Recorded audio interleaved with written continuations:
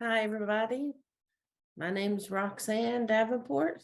It's seizure of the day, and along with the Epilepsy Association of North Carolina, going to be talking to Toney Kincaid today, who helped start the Epilepsy Association of North Carolina and is the president and CEO. And he's going to talk to us about his life with epilepsy. So let's all say hey to Toney. Hello, thank you for inviting me, Roxanne. Oh yeah.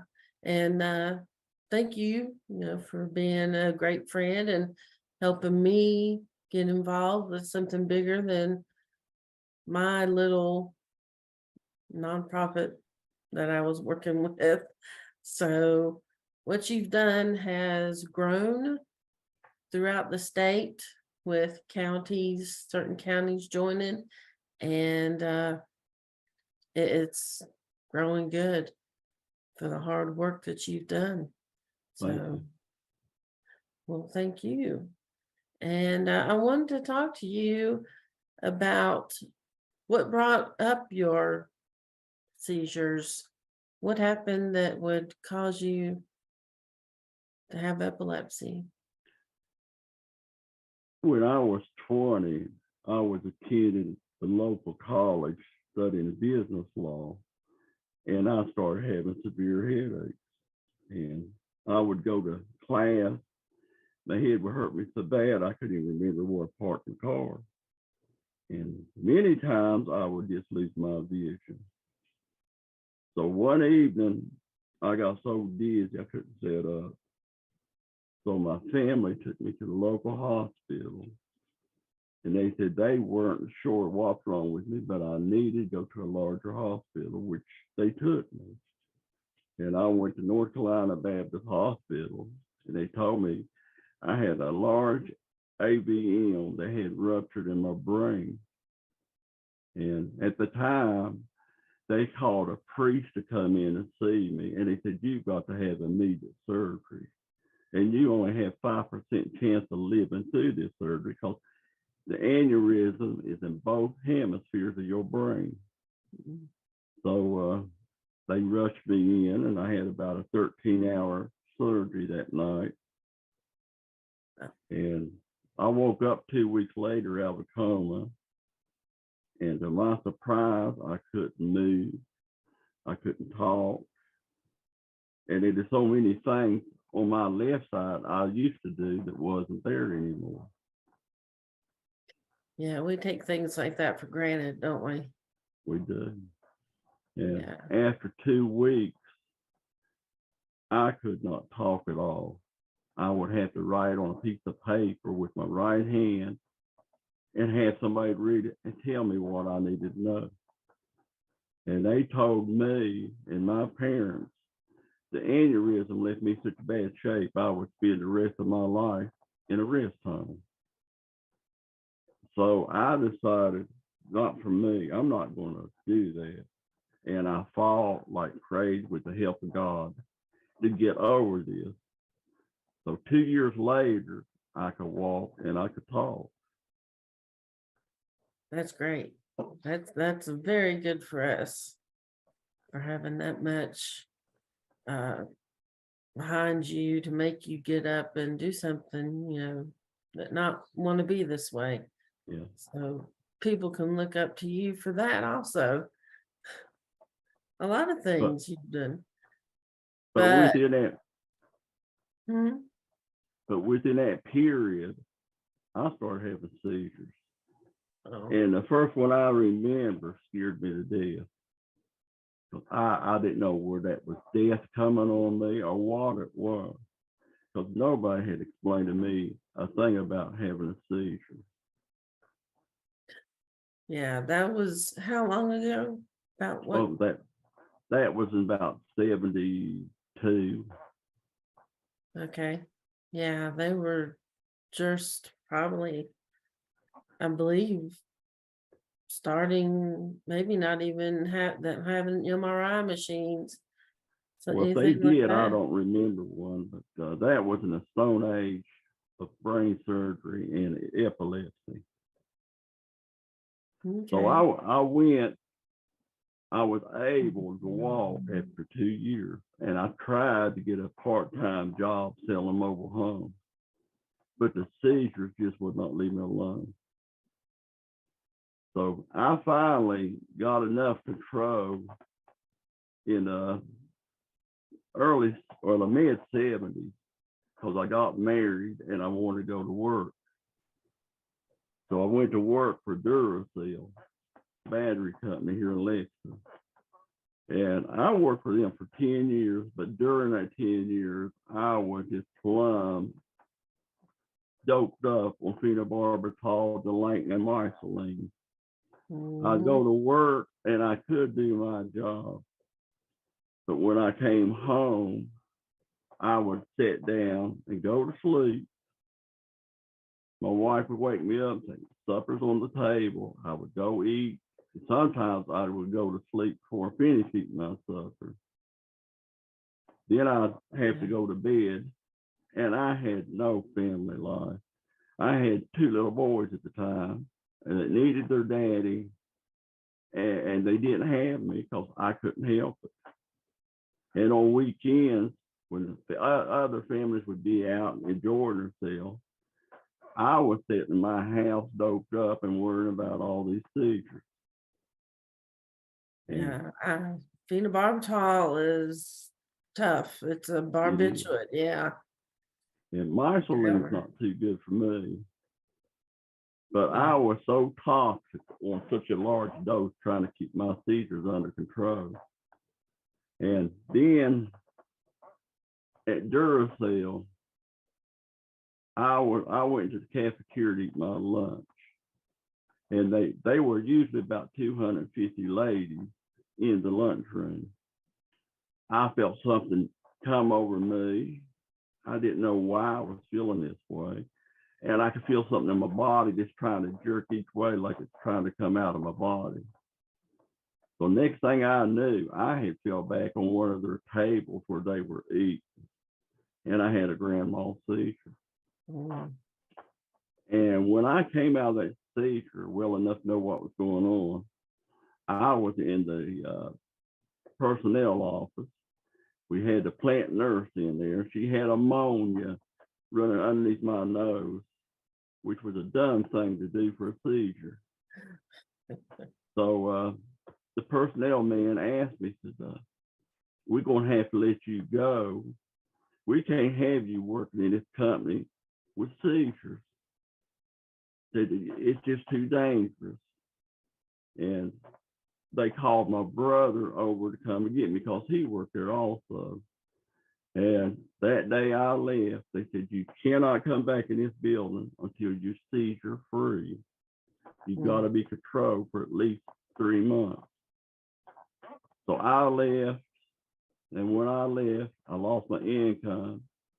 And I lost my health insurance for me, my wife, and my 2 children at the time. And I went home, and within 6 weeks, North Carolina State Highway Patrol came to my door and told me I had to surrender my driver's license. And my seizures were so bad, I would not have driven a car. But with a man, those driver's licenses is something that makes you feel like you're a whole person. And when they took them, it felt like my best friend had died and left me. So things went on and it just got worse because I had no way to pay my house payment. I had no way to buy medication. And my church, I went to the church that I was a member of. And I asked them, since all this has happened to me and I was a member of the church, could they not help me buy my medication or help me find a way to get it? They said no. And Sunday rolled around because I came and seen them on a Wednesday. So Sunday, the pastor called me in his office before church service. He said, Toney, I've got to tell you this. Even though you've been a member, a good person in this church for 5 years, I've got to tell you, you're no longer welcome here. that I am scared to death that those demons that's causing your seizures can jump out of you, jump into me, and ruin my life as a minister. And said, another thing I want to tell you, we just had new church pews covers put in this sanctuary, and I hear people with epilepsy can lose their bladder control. And we just don't want you here. And at the time, my wife, and by then it was 3 children, 3 sons, were in the church, knew the people, were friends with them, and they couldn't go back neither. That's sad It is. that people think that. I mean, you might not lose your bladder control even though you have a grand mal. I never had. Not everybody does. And being possessed, how many of us would be possessed in America if everybody thought that of epilepsy? That's awful. And then kicking you right out of the door at work, and before, right at the what, maybe the American Disabilities Act being signed, or It hadn't been signed yet. oh, But you know, during that time when I was at home, it wasn't like it is today where you could go out and sign up for food assistance, get money to help you pay your utilities. That wasn't around when I got this age. mm, And like I said, I had no insurance whatsoever. And I heard there was a research program at Bowman Gray School of Medicine in Winston-Salem for people with epilepsy. But to get in that program, you had to be willing to take experimental lab research drugs that had never been tried on anything except for dogs and monkeys. So I did sign up for that. well, that I don't know if any of mine have been on dogs and monkeys, but if when you have epilepsy, you want to get rid of it, and if you have it that bad, you just would try anything, because I know. Yep. And But during that time, Roxanne, my kids were in school, and the parents of the children that knew I had epilepsy would not let their children come and play with mine. They were afraid I would have a seizure and scare their children, or it might rub off on somebody. So that hurt my children, and me seeing my children hurt me. And all this stress caused my seizures to go completely haywire. yeah, stress is not nice for No, it's not our friend. epilepsy. Yeah, no, it is not. And sometimes it's hard, at least not to be stressful one day and then you just yeah, I know. So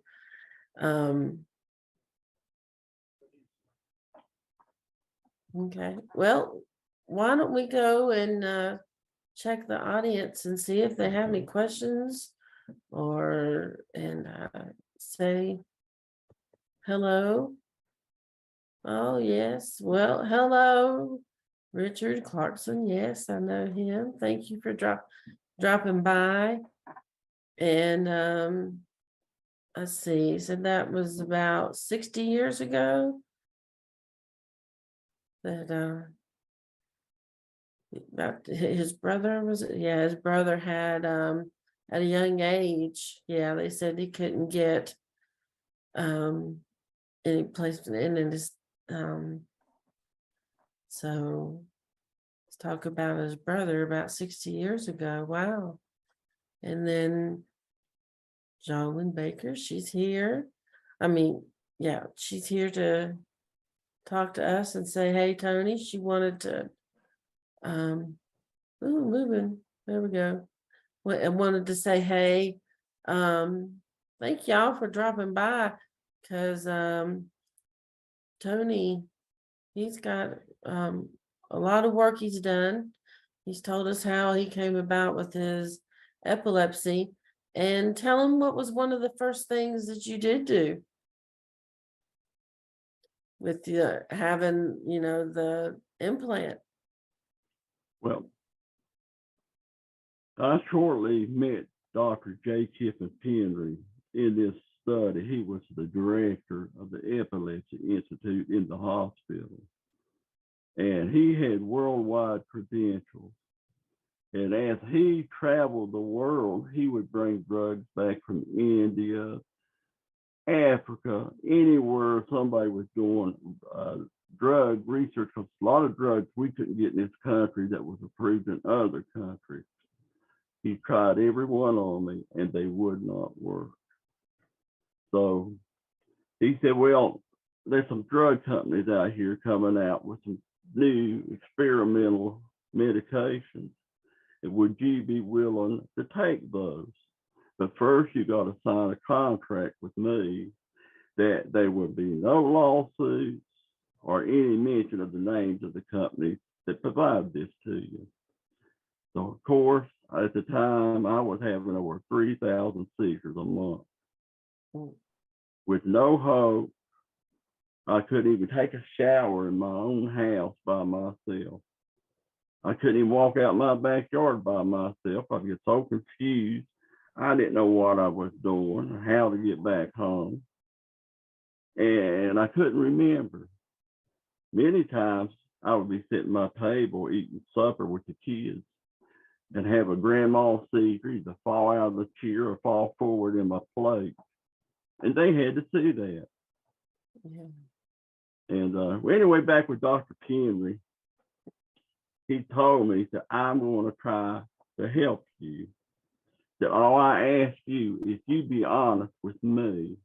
He said, what I do, we call it a double blind side research study. He said, by that, I mean, you may get the medicine, you may get a sugar pill. You won't know. So he would start me off with medications. I would keep a seizure chart of everything that went on.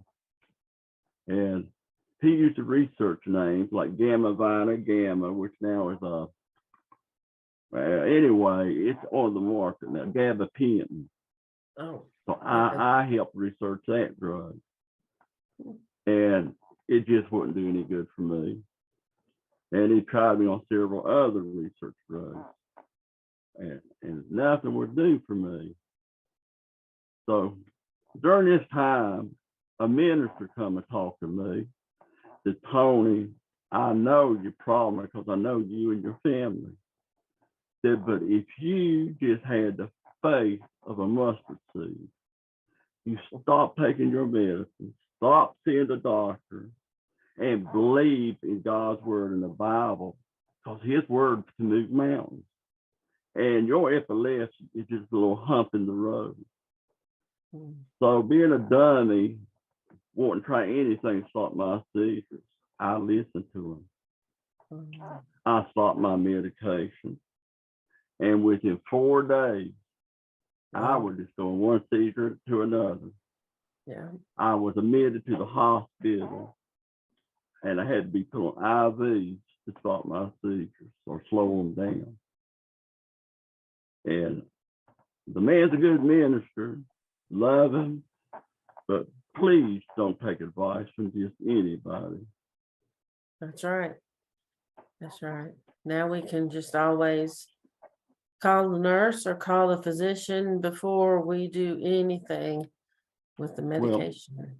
A layman doesn't understand epilepsy. They're not a neurologist or hepatologist. And anyway, don't do it. Right. But when I was with Dr. Penry, or you want me to hush up? No, keep on. Well, Dr. Penry Dr. Henry was one of the best kind-hearted men I've ever seen. And while I was on the drug study, he had 2 sons. One of his children had epilepsy, and that's why he was so dedicated wanting to help his son. And he had a farm here in Davidson County. And one of his children went out into the barn, poured gasoline all over him, and lit himself on fire to get away from his seizures. Mm. I was a patient of his when this happened. So shortly thereafter, Dr. Henry told me, said, Tony, I can't help you. I've tried everything. Said, when you leave, don't make a return appointment because I can't help you. So it was rough. We left, and on the way home, my wife pulled over beside the highway. We cried. I mean, we cried, and we prayed from our heart for God to do something. Because Dr. Henry told me to go home, make my funeral arrangements, get my estate settled, because I wouldn't live another 30 days the way I was. That's sad. That It is. position, but having a son, I mean, what he was probably ready to give up everything too. So, But but, when you have teenage children, they need a father. I couldn't go to ball games. I couldn't watch them play basketball. I couldn't go watch them have field day. I couldn't watch them in a school band. I couldn't do nothing for my children. And that weighed heavy on my heart. yeah. And one of my children recently told me, Roxanne, said, Daddy, your seizures were so bad years ago. I was afraid to go to school every day and leave you because I was scared to death. I would come home and find you dead. And that's awful. That's awful for a child. I have to carry a burden like that around with him. How old was he when he told you? He was 9 years old. Oh, he was that young when he told you. Yeah. Wow. Yeah. Gosh. Well, when did you finally decide to see Dr. Dean and have that vagal nerve? Well, like I say, we prayed and we prayed hard. And within 30 days, I got a phone call from Houston, Texas, from the company was called Cyberonics. And I was asked, they said, we have a stimulator put in an old dog, and that dog can't talk or tell us nothing. Said, but we need a human. And Dr. Henry said that you may be that one. But before that, I had went to Dr. Bell. That's how I found out about the stimulator, William Bell. Yeah. And I asked him if he would take me to surgery and just let me die on an operating table because I was scared to take my own life. So he went to Dr. Henry's office and said, you've got to do something. But when Cyberonics called me, it was March the 15th. And March the 16th was my older son's birthday. And I was there that morning to have surgery because they flew up from Houston, Texas. Dr. Dean and Dr. Henry was in the operating room with me. So now, that long ago, what year? It was early 90s. Okay, so yours ticking away like a pacemaker with everything going to your brain. Yeah, it's called a pacemaker for the brain back then. Yeah. But nobody, like I say, had this device. They put it in. They didn't know where to stop your heart, or to make your brain quit working. They just didn't know. So Dr. Penry, being a humorous person, they put it in my chest right here. And they run a wire lead up my side into my neck to the vagal nerve. And Yeah. the vagal nerve is probably less than half the size of a human hair. Exactly. So they took and attached it to the vagal nerve. Or they wrap And around. then about 3 or 4 days later, I was seizing so bad. He said, let's try that. Let's turn it on. And Reese Terry, that owned the company in Houston, Texas, he came up because he wanted to see what was going on. They turned it on and my larynx turned sideways. Ooh, My yeah. eyes watered and it hurt so bad. They said, we just didn't know that because, like we said, the dog couldn't talk to us. So they did work with it. And it took me a long while to get used to the stinging in my throat. Mm-hmm. But it took him almost a year or more to find what perimeters that would work with my brain to stop them. And Dr. Penry said the perimeters would be just like your fingerprint. They would have to find you in this research for that stimulator to actually work. Because if you ever have a seizure, it comes on and it blocks it from scrambling the sort of electricity in your brain. Yeah. So within a year and a half, he had stopped my seizures with the stimulator. Well, that's good news. That's great because I have And one too. that was a blessing. And it is when they turn it on, woo, yes. Everything still happens like that, but Yeah. you do get used to it. But So my seizures were so bad, I never could use a magnet.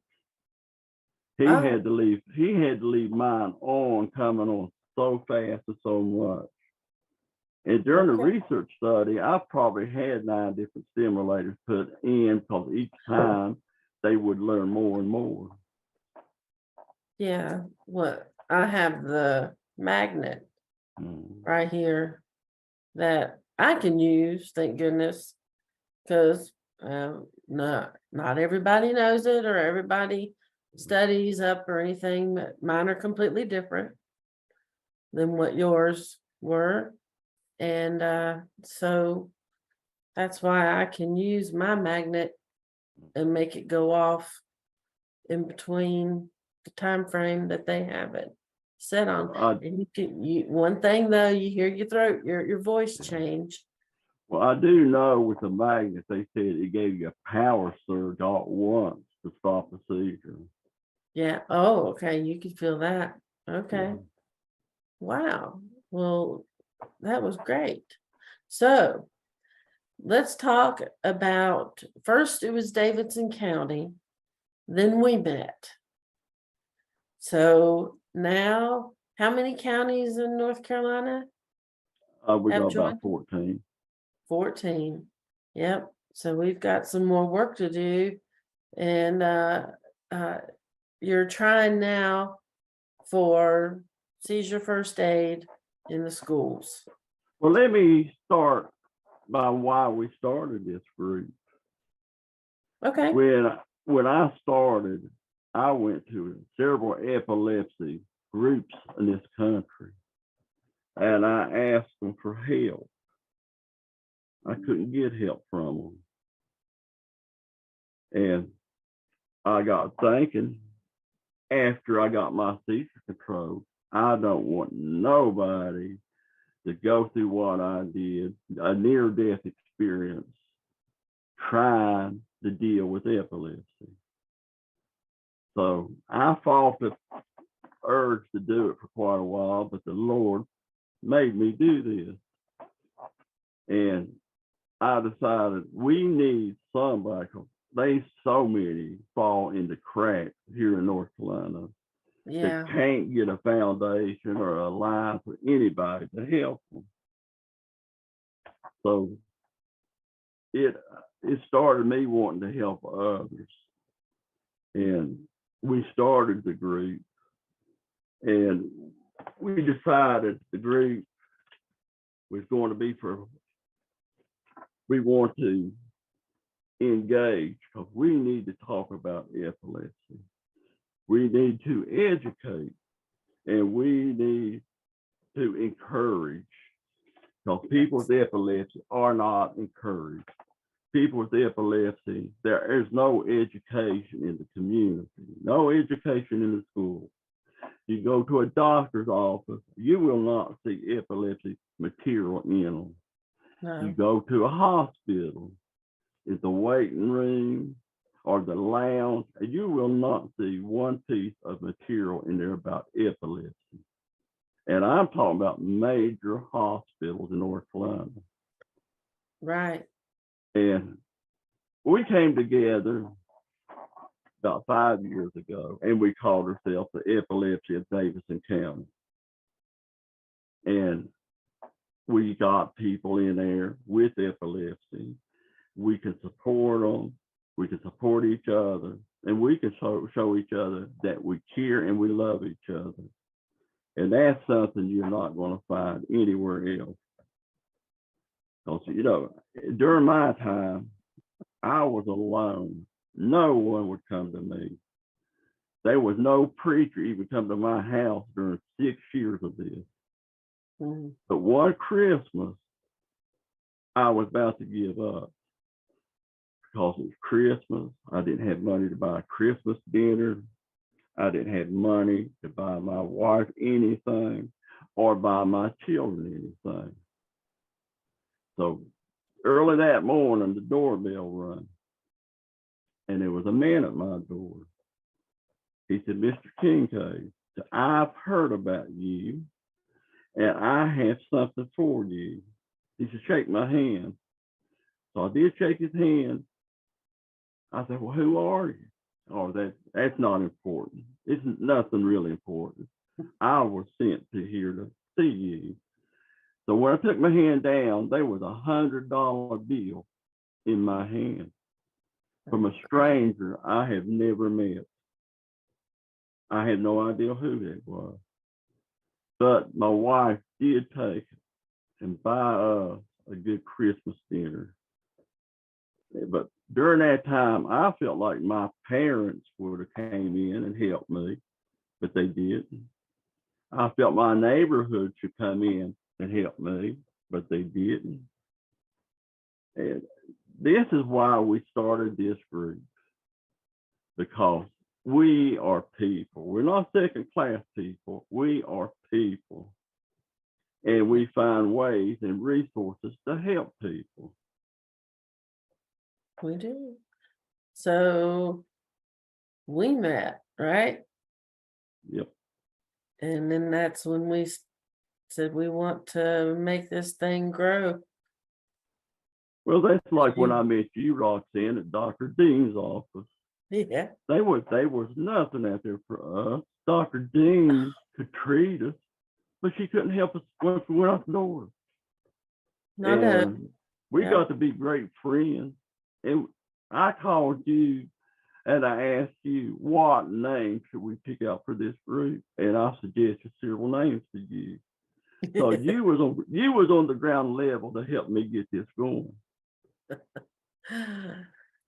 Well, I think we both have the urge you have a huge heart, especially for those children. Because how many bears have you given out? Well, for children? Once we organized, we applied for 501c3. Yeah. And then we applied with the state of North Carolina to be incorporated. So people want to donate to us, it's tax deductible. But it's hard to find somebody, businesses that will support you. But we decided to start a program that we could do to help children. And Christine Crawford, she made this bear and brought it to our first meeting. So we decided to adopt this as a project for children. Because children have uncontrolled epilepsy. They're in the hospital. Many times they left there alone at night, and they need something to comfort them. Yeah. So I was speaking at a Chamber of Commerce meeting in Thomasville, because I go out a lot and speak about epilepsy.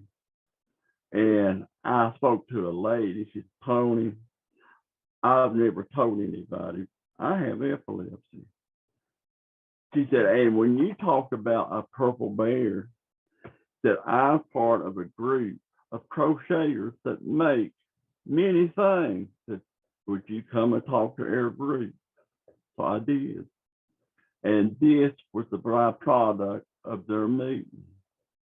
They have made us over 320 of these little teddy bears at no expense to us. We give these, mail them all over the country to children with epilepsy, because this is a great comfort when you're alone, you're scared, nobody with you. You see machinery, you hook up the wires. They need help. So this was our project, and it had blossomed out to a national program for us. So we've sent them all over the country, and some foreign countries have even received them. And to this day, these ladies have never asked for a dime. That's amazing. Wonderful that a group of those women would get together and just crochet, and that's happy that all these children get the bears too.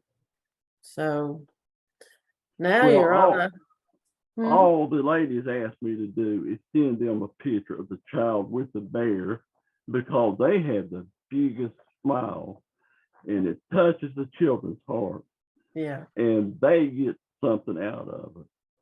So each bear I have given out, these ladies say they pray over these bears for the children. That's great. That's great. Yeah. So now you have moved up to a higher level of children that have started school, and people just can't believe there's over 15,000 kids in school that have epilepsy. Right. And I talked to 3 teachers one day, and only one knew exactly what to do. Only one out of 3. And it's just trying to get the law passed for teachers to learn seizure first aid, because there is a first aid just for epilepsy, right? Yep. Before we go on, can y'all see this? Yeah. This is one of the little girls that we gave a bear to. And this is the second little girl that we gave a bear to. But when you're talking about, well, I'll just show you. Well, this little girl is named Samantha Davis. And she was a cross-country racer in high school. And they were doing a race in Charlotte, North Carolina. And she fell into a grand mal seizure. Nobody knew what to do for her. So she laid on the ground and died. The reason she died, because the brain waves, when you have a seizure, can cause your breathing and your heart to go irregular. And she went into cardiac arrest and died. And like I say, nobody at that event seemed to know what to do. So this story touched me in a way I've never been touched before. I said, we've got to do something. And I approached my county commissioners and I explained to them why I wanted a letter from them. And they wrote me a letter to the North Carolina General Assembly supporting this. And then a little later, I got to know the school board chairman of the board, named Alan Beck, here in the county. So I started talking to him about we need a law to take teachers, have them to know epilepsy first aid, which is simple, and know how to recognize a child having a seizure. Right. Because parents would tell me their children would go to school. They would have a seizure, steering seizure. They got punished for daydreaming, even though it was seizure. Teachers didn't realize it. Or they would go to school and start picking on their clothes. They thought they were trying to get attention. It was seizure activity. Some would fall down and go into a seizure. They was nobody there knew what to do for them. And you know, when you come out of the seizure, it's a terrible time also. You're confused, you got a headache, you're tired. And teachers didn't know what to do. And many of them still don't know what to do. But going back to Davidson County, I talked to our county attorney, and he checked to see if it was constitutional to do this in North Carolina. He got back with me and said, will y'all come to the next school board? So I did. I got there and I presented my case for Sam's Law and why it's needed so bad. So the Davidson County School Board voted 5 in favor, none against it. And right now, Davidson County is the only one that enforces this. Because many kids go to school, they need their medication through the day. Right. You can't take medicine as a child and take it, not these days. So if a child needs medicine in school, it's the teacher that will hold that medicine and give it to that child when it's necessary. They will have epilepsy first aid medicine in that facility to give a child. So I have been trying for 4 years in the state of North Carolina General Assembly to get this passed. And every year it's sent to a committee. When they go to committees, they die. Yeah, that, you know, saying it like that, they should think of how many kids have died because they wouldn't pass it. Yeah. My mind, I'm sorry for saying something like that, but it's true. 3 in 1 year I knew passed away. It's horrible. That there's not much they have to, I mean, to know really about the first aid. Yeah. It's easier than, you know, you have 3 ages for CPR for 3 different ways to do it. Well, everybody's the same if they have a different type of seizure though. So they just have to know what to do for what type they're having. And we just got to find more teachers. I mean, I know they have a lot to do, but just to at least a few train in a school to start off with, to be there to run to that child like a code of some sort and give them their shots or something like that, their medication, or just, you know, turn them on their side, let them have it, and then let them I rest. was told by a principal at the school, at the start of every school year, they have conferences with their teachers, their principals, discussing children's issues. It can be diabetes, it could be many, many other things that affect the child's health.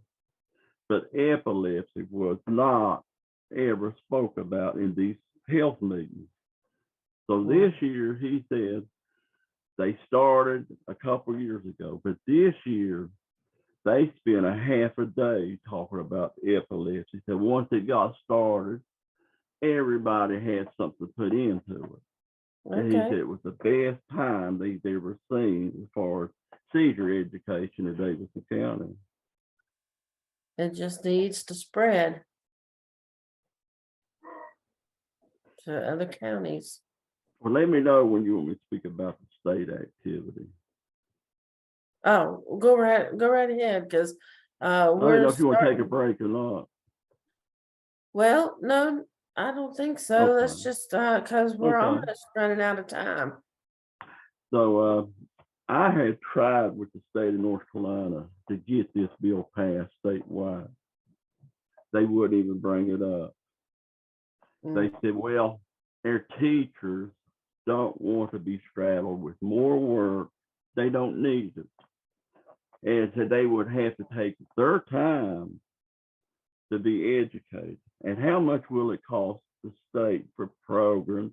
How much will it cost the state to pay extra pay to teach these children? I mean, these are teachers about children. I said, it won't cost you a dime. I said, the information is on Google. I said, and they could just look at that because it don't take long to learn. I said, as far as expenses, there is none. And I said, get on there and look at the CDC. I said, they give all kind of free information on epilepsy. Yes. And like I say, if it doesn't affect them, it's not politically correct to support it. Well, they never know if it will affect them, though. You know, So happen to anybody. my local, at the time, he was a representative in the General Assembly.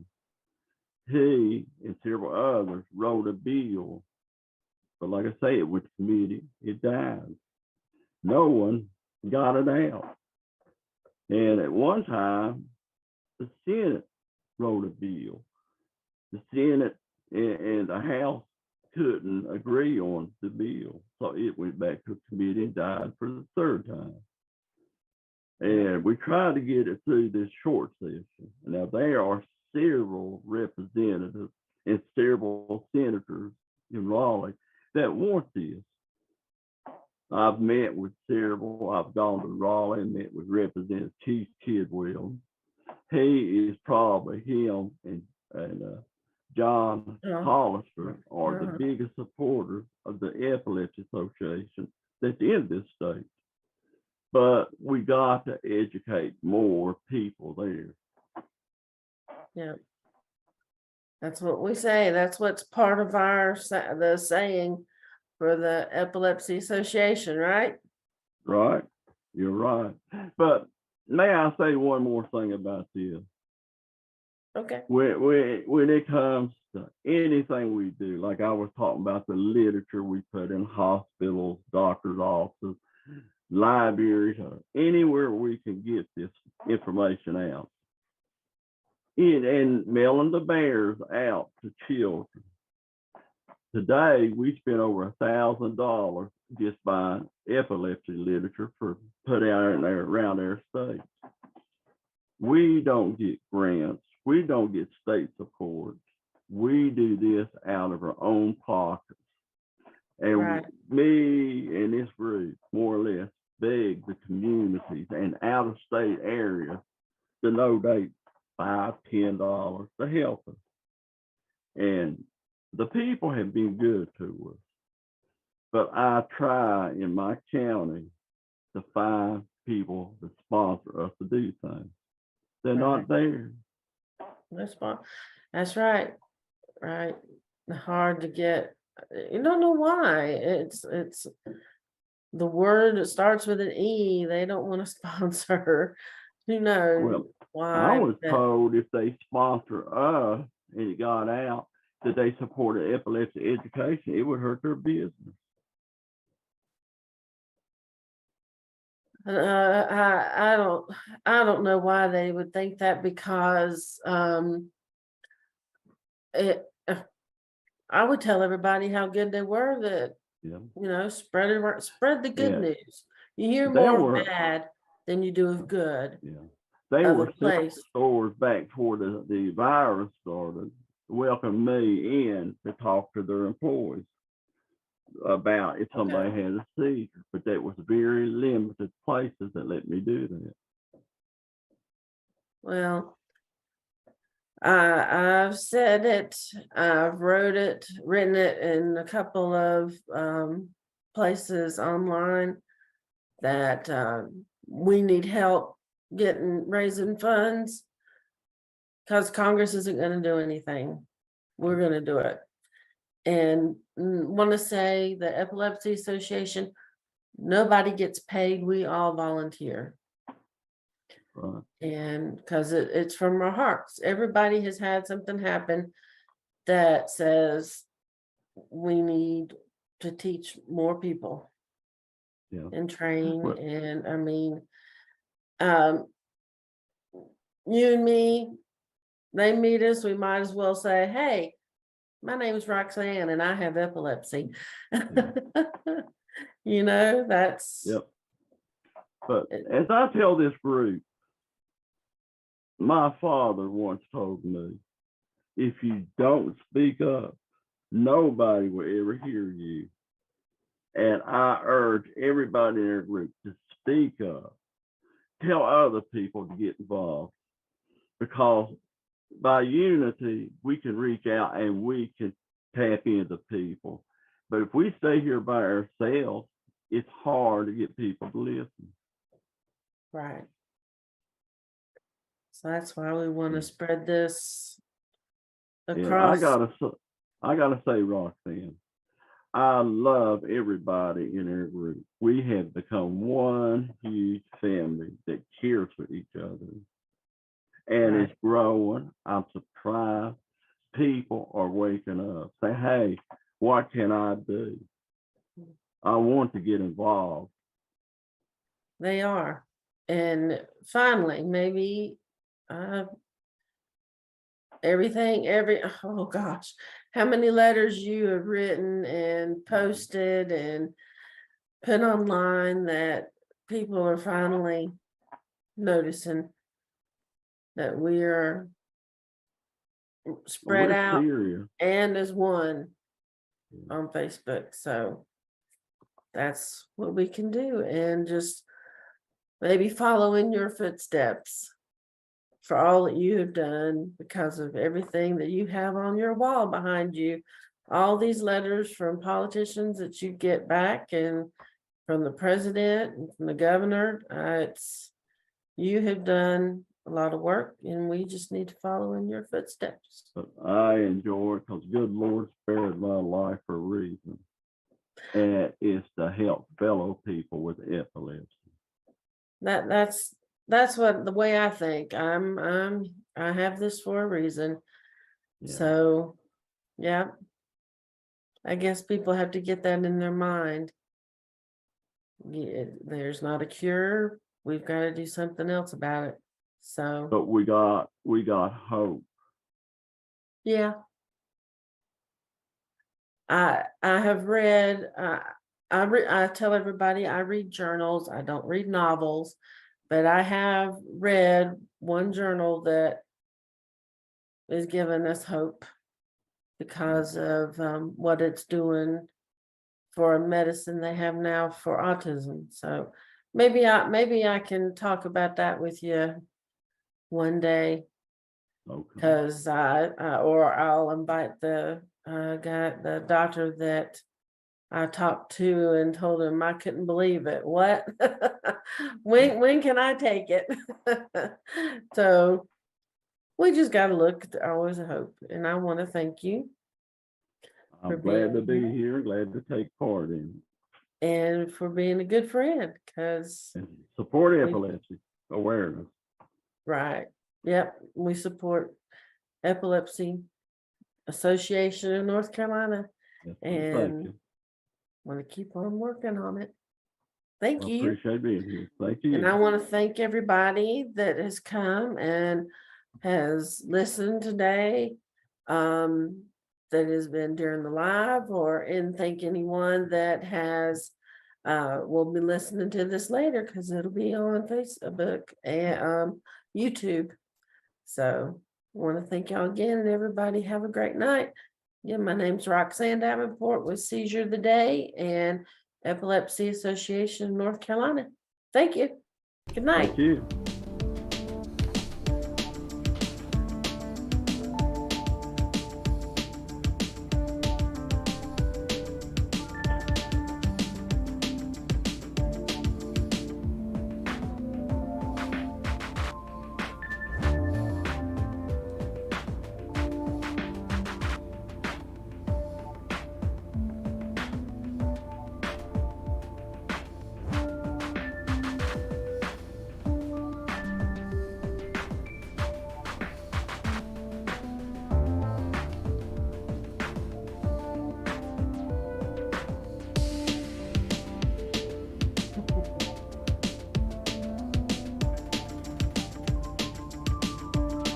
I didn't think it would take an hour.